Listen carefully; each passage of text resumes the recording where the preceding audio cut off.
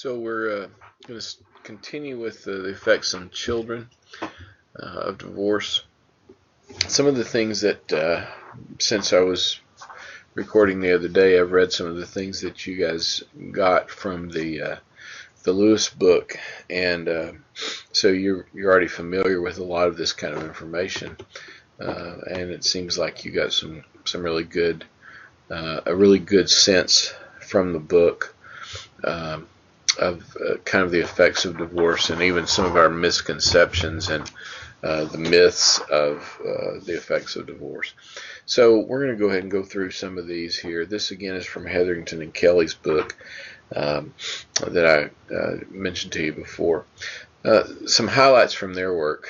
They found that kids who'd gone through divorce were twice as likely as others to have significant problems 20 years later. That's kind of a big deal. Now, again, that could mean that people who it might mean that the general population has 10% and kids who go through divorce have 20%. There's still the idea that a big majority of kids who go through divorce are resilient and do deal with it and they're okay. But again, that doesn't negate the effect of it, which is significantly different than if you don't go through it. So more likely to have problems later. That was a big finding, of course, because we had only looked in the last 20 years or so, we'd only been looking at what happens to kids right after divorce. So 20 years later is a big deal. Second thing, most are functional, but functional doesn't mean optimal. So you go through divorce, you have certainly the ability to be okay, to have a good life, to have hold jobs and relationships and get married and have a good marriage. But you are probably still going to be limited in your ability to have what we might consider optimal relationships unless you figure out how to really work through those things that come from divorce and deal with them. There's a higher divorce risk as adults, about double the rate of conflict-intact families. At the bottom of this slide there, you see it says relate to Arnett. Of course, a lot of this stuff has already been talked about, as Arnett talked about emerging adults and fear of commitment and delaying relationships and all of those kinds of things. 70% had very permissive views of a divorce. That's kind of commonsensical, but it's kind of interesting because you might think that if you go through a divorce as a kid, that you would be so anti-divorce that it would just be kind of a dominant theme in your mind. And sometimes that's true. There are some people who go through divorce as children, and being absolutely so negative toward divorce is kind of the hallmark of the way they think about things.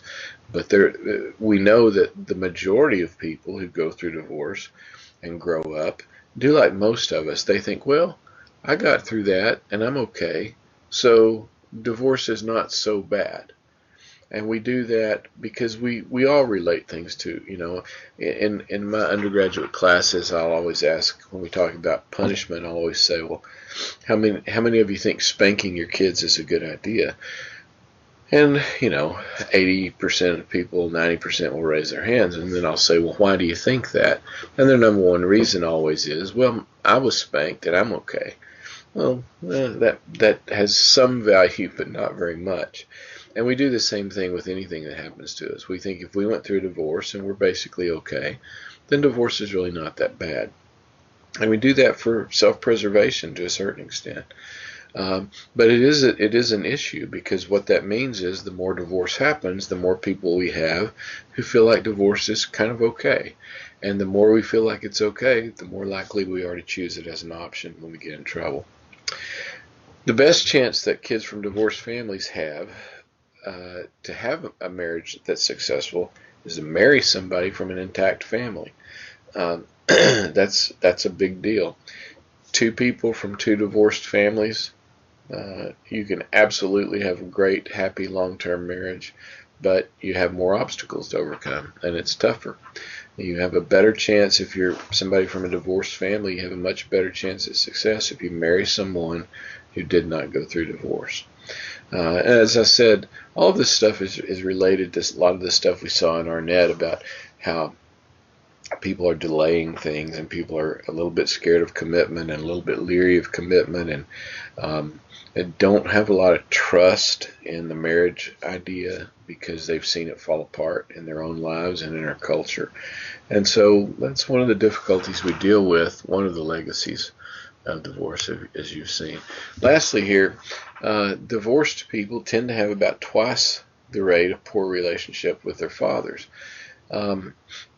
That kind of is commonsensical also, because we know that most of the time fathers leave and mothers are custodial. So it only makes sense that you have a difficult relationship with your dad if you come from a divorced family. And that sometimes makes things difficult, as you can imagine. If you're dealing with people, we're going to shift gears here and stop talking about the effects of divorce, but we're going to talk about rather what happens if you are helping people who are going through a divorce. And that happens, of course, in therapy. It happens in ministry.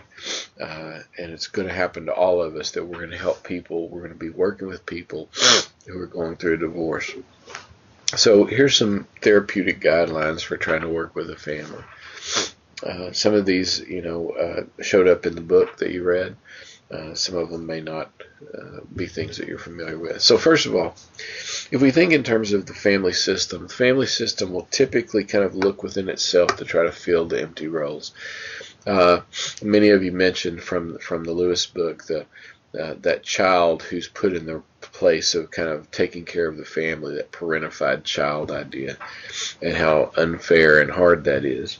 Well, that's very typical, though, because any kind of system will tend to look within itself to fill those empty spots. And so, I'm sorry, I'm having a little allergy problem today, so I'm trying not to snort and sneeze too much. So if a parent disappears, it's very, very, very common that a child is kind of pushed into that role, particularly an older child. But it happens with kids who are 7 or 8 or 9 years old sometimes, that they're kind of pushed into this spot where they have to take responsibilities, and it's just not fair, and it's not very functional. So if you're helping people who are going through that, one of the things you can do is try to make sure that doesn't happen. Try to help parents see that you can't put kids in that role. You need to do something else. You probably need to look outside the system to fill some vacated roles. You may have to help people create a new vision of the family. That one of the things that's so difficult is letting go of the picture of the intact family that we all have in our head, that dream, that romanticized, idealized thing that says, this is what family's supposed to be, this is what family's going to look like. And you may have to help them say, no, that you're not going to have that. You're going to have something else. We'll stop here for just a second.